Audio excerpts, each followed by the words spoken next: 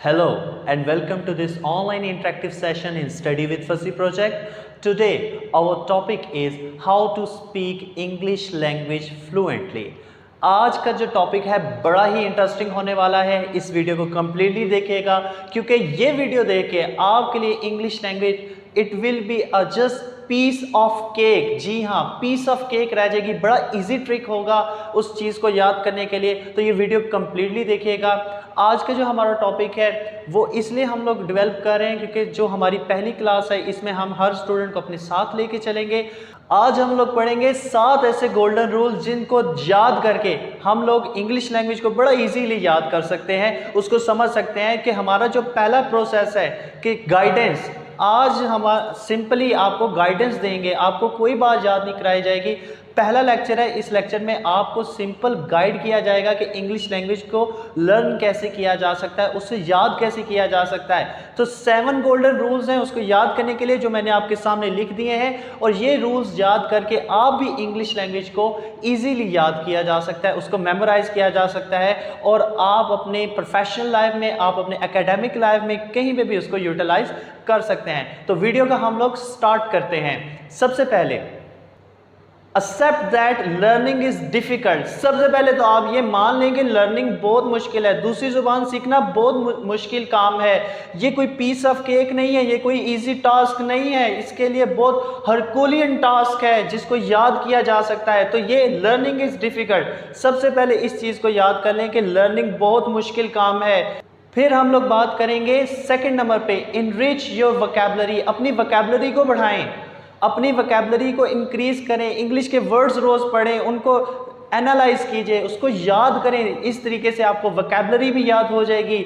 For example, there is a word money, जिसे हम पैसे कहते हैं। अगर इसकी वोकैबुलरी को ही हम लोग डिस्कस करना शुरू कर दें तो ये भी बड़ी ज़्यादा है। जैसे कि वो पैसे जो एम्प्लॉयर अपने एम्प्लॉयज़ को देता है उसे हम सैलरी कहते हैं।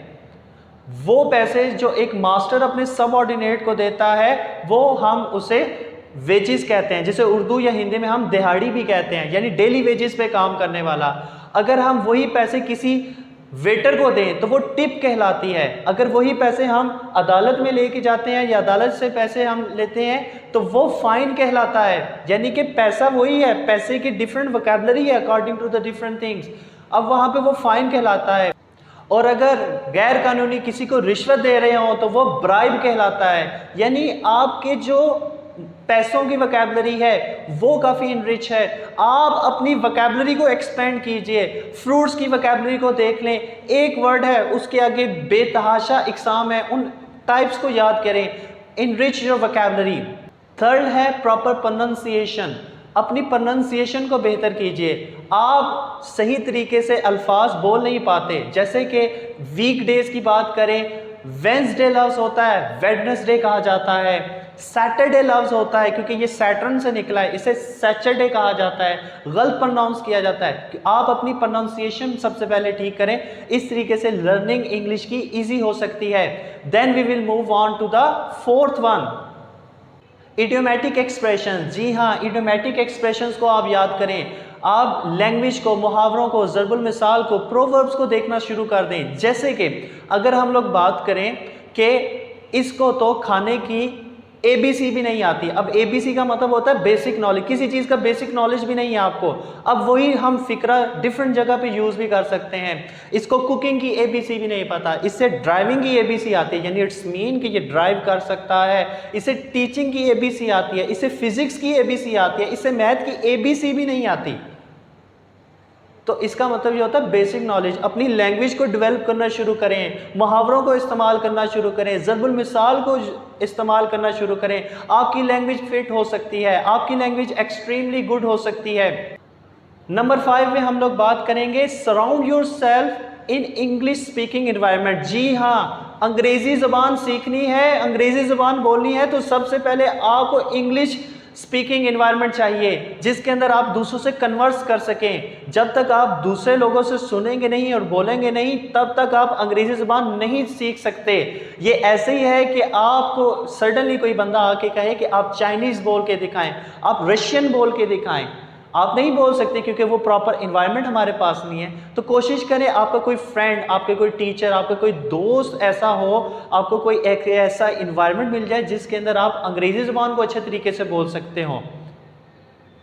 नंबर 6 पे चलते हैं, लर्निंग थ्रू रीडिंग। कोई भी किताब, कोई भी न्यूज़पेपर आप उठा लें, उस किताब के अंदर, उस न्यूज़पेपर के अंदर जो इंफॉर्मेशन, जो वर्ड, जो फ्रेजेस, जो क्लासेस लिखे हुए हैं, जो इडियोमैटिक एक्सप्रेशंस लिखे हुए हैं, उनको नोट डाउन करते जाएं जो आपको नहीं आते। Then you can google it, you can take any reference book. आपने उसको अच्छे तरीके से देखना है। जितना ज़्यादा किताब पढ़ेंगे, जितने ज़्यादा न्यूज़पेपर्स पढ़ेंगे, आप अच्छे तरीके से अपनी रीडिंग और अपने वर्ड वोकैबुलरी को बढ़ा सकते हैं। तो reading will be the must.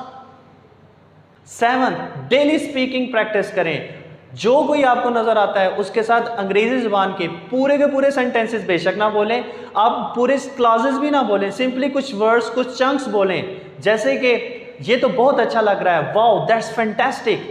आप तो बहुत अच्छी गाड़ी ड्राइव करते हैं। ड्राइव का लफ्ज़ अंग्रेजी ज़ुबान का है। आप कुछ अल्फाज, कुछ फ्रेजेस अंग्रेजी के डेली लाइफ में बोलें। जब आप उसे कंप्लीट कर लें तो उसके बाद एक कंप्लीटली अंग्रेजी ज़ुबान सेंटेंसेस बोलने की कोशिश भी किया करें। जब तक ये 7 गोल्डन रूल्स आप अपनी लाइफ में नहीं इस्तेमाल करेंगे, तब तक आप लोग अंग्रेजी ज़ुबान नहीं बोल सकते। चलें अब इसको हम डिटेल में डिस्कस करते हैं।